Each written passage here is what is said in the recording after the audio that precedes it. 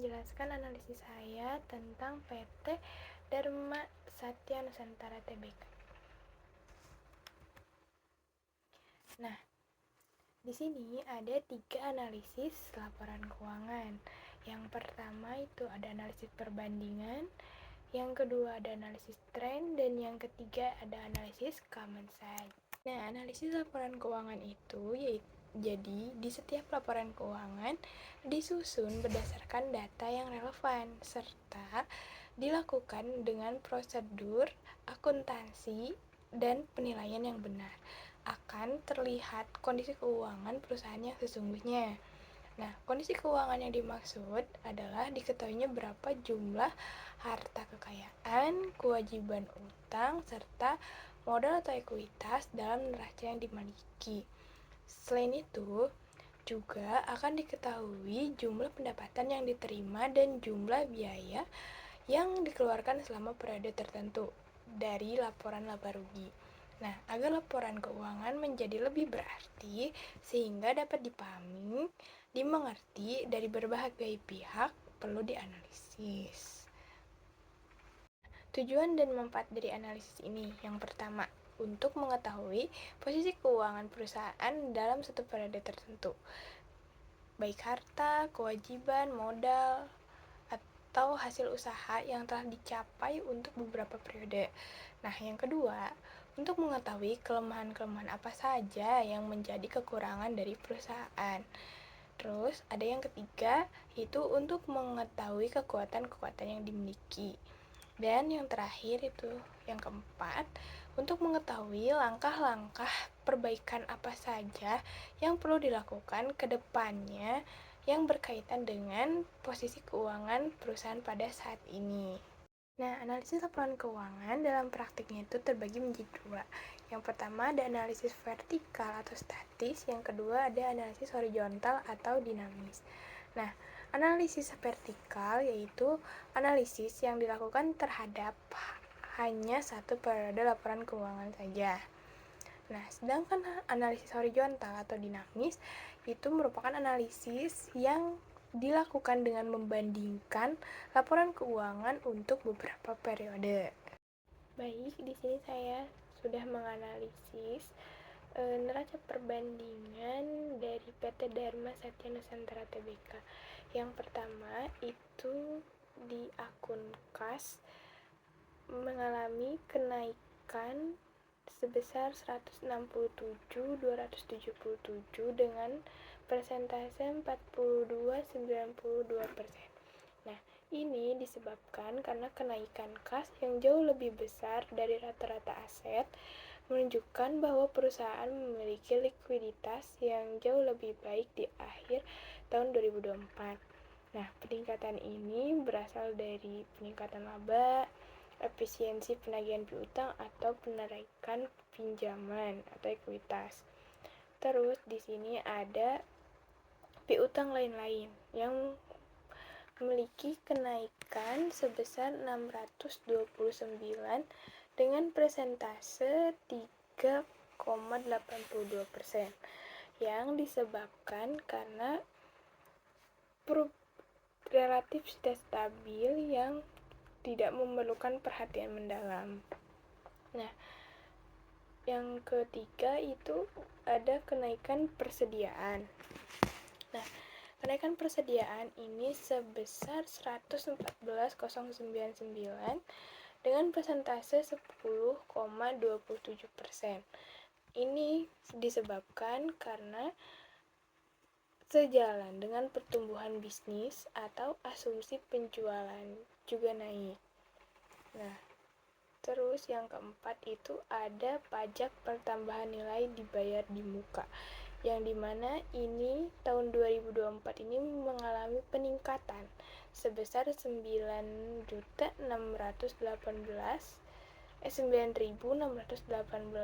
dengan persentase 7,18%. Ini disebabkan karena hal ini normal jika volume pembelian atau aktivitas yang dikenai PPN juga meningkat. Terus ada beban dibayar di muka.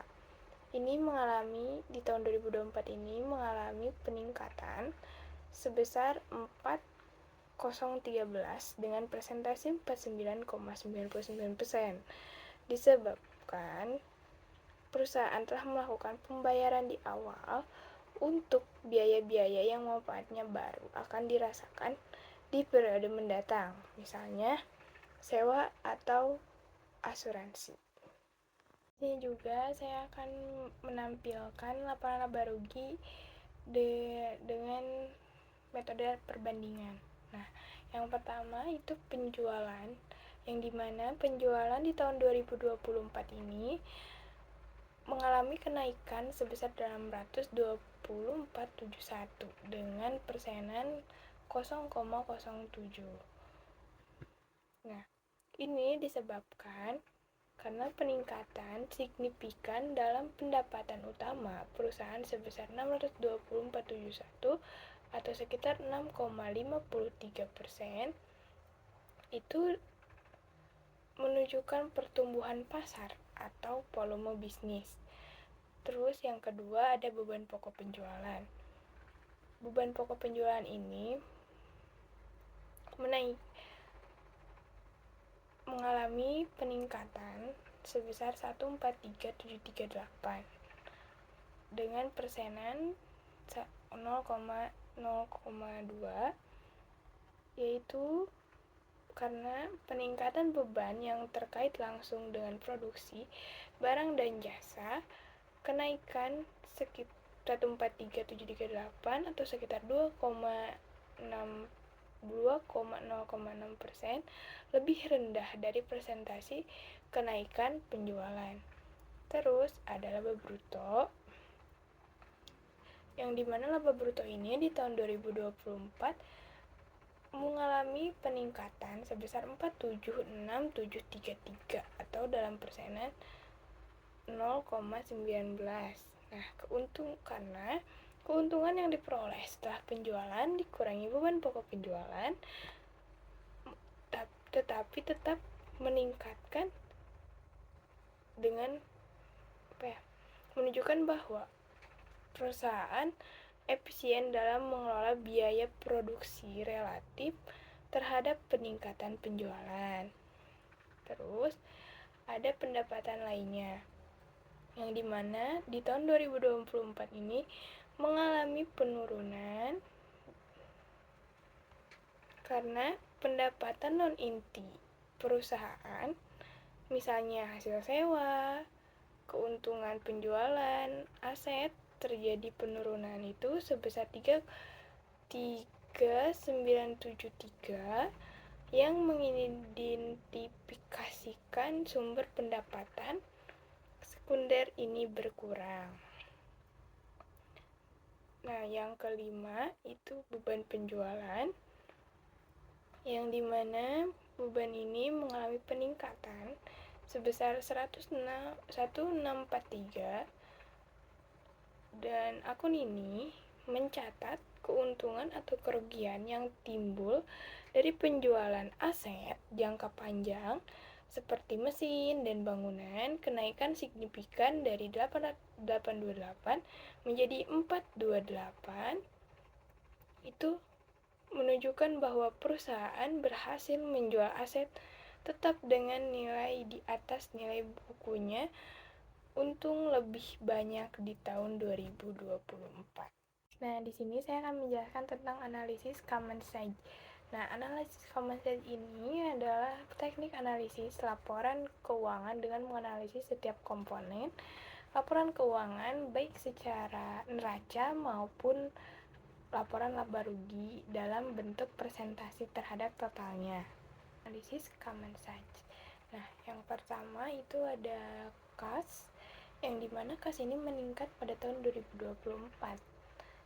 Nah, dikarenakan menjadi dari 2,24% menjadi 3,20%. Ini menunjukkan bahwa perusahaan menahan porsi likuiditas yang lebih besar dari asetnya, positif untuk solvabilitas jangka pendek, tetapi bisa berarti aset kurang produktif atau tidak diinvestasikan. Nah, yang kedua itu piutang usaha dari pihak ketiga, yang dimana di tahun 2024 ini ada penurunan, yang dimana di tahun 2023 ini 2,12%, dan di tahun 2024 ini 2,06%. Nah, ini relatif stabil, bahkan sedikit menurun. Nah, ini konsisten dengan data sebelumnya bahwa manajemen piutang perusahaan cukup efektif atau penjualan kredit tidak meningkat drastis dibandingkan aset total. Nah, terus yang ketiga itu ada piutang lain-lain dari pihak ketiga, yang dimana di tahun 2023 ini common size-nya sebesar 0,09%, dan di tahun 2024 0,10%. Nah, porsi piutang non-operasional ini sangat kecil dan relatif terhadap total aset, menunjukkan bahwa komponen non-inti ini tidak dominan dalam struktur aset. Nah, yang keempat itu ada persediaan. Nah, di common set di tahun 2024 ini lebih tinggi dibandingkan di tahun 2023. Nah, di 2023 ini sebesar 6,38%, sedangkan di 2024 ini meningkat menjadi 7,04%. Nah, porsi persediaan dalam total aset meningkat dari 6,38 menjadi 7,04. Ini berarti lebih banyak aset perusahaan diikat dalam bentuk persediaan. Kenaikan ini perlu diawasi. Jika penjualan terus meningkatkan porsi ini wajar.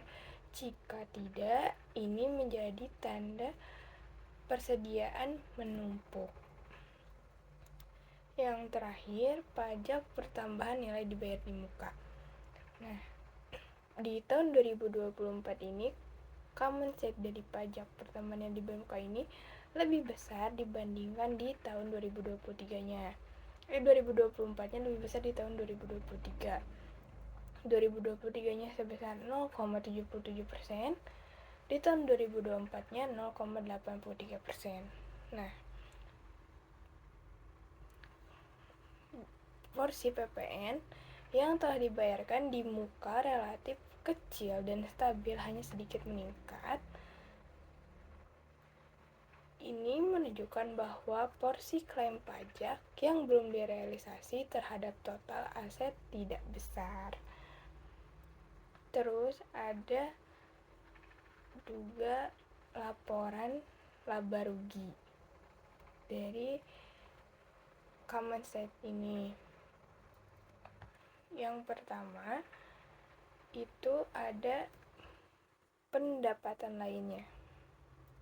Nah, pendapatan lainnya ini di 2024 ini lebih kecil dibandingkan di 2023. Dengan common set di tahun 2023 itu 1,44%, dan di tahun 2024 itu 1,08%. Nah, pendapatan non-inti terhadap laba bruto menurun dari 1,44 ke 1,144 ke 1,08%. Ini berarti pendapatan utama laba bruto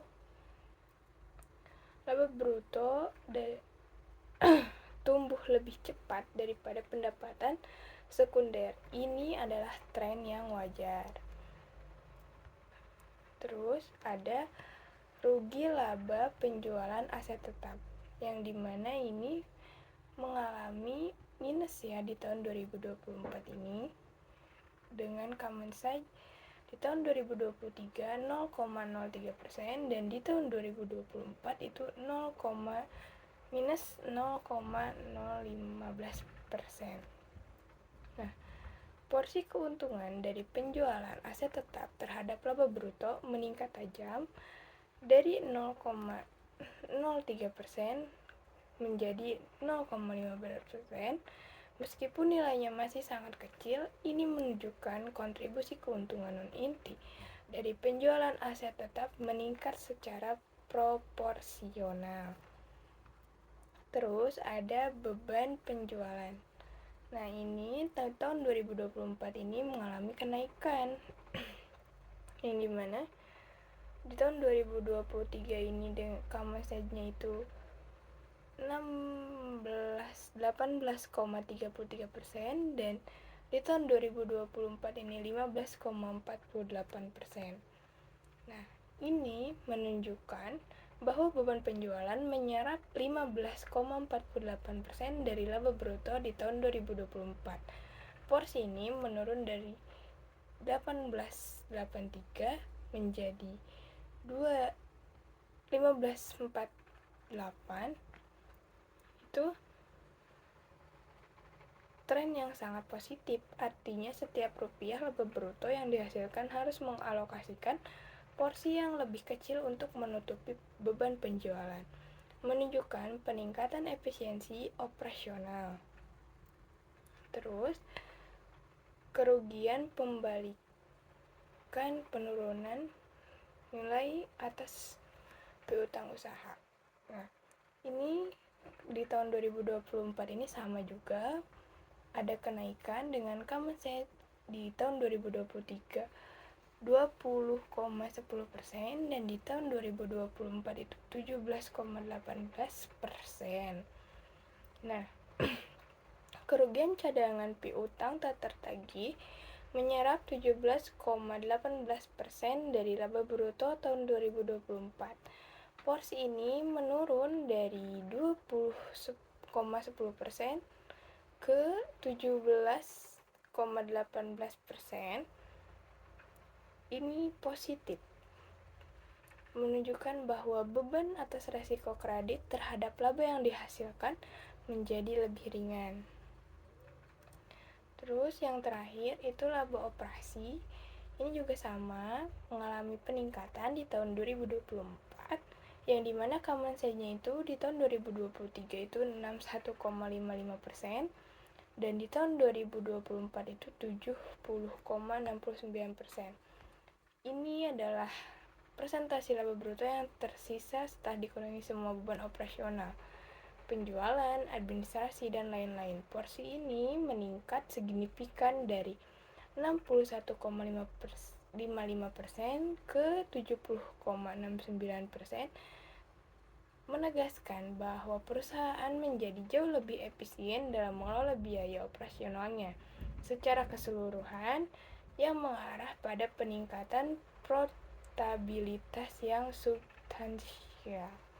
Segitu mungkin penjelasan dari aku, dan mungkin kalau misalkan ada saran atau kritik, mohon maaf.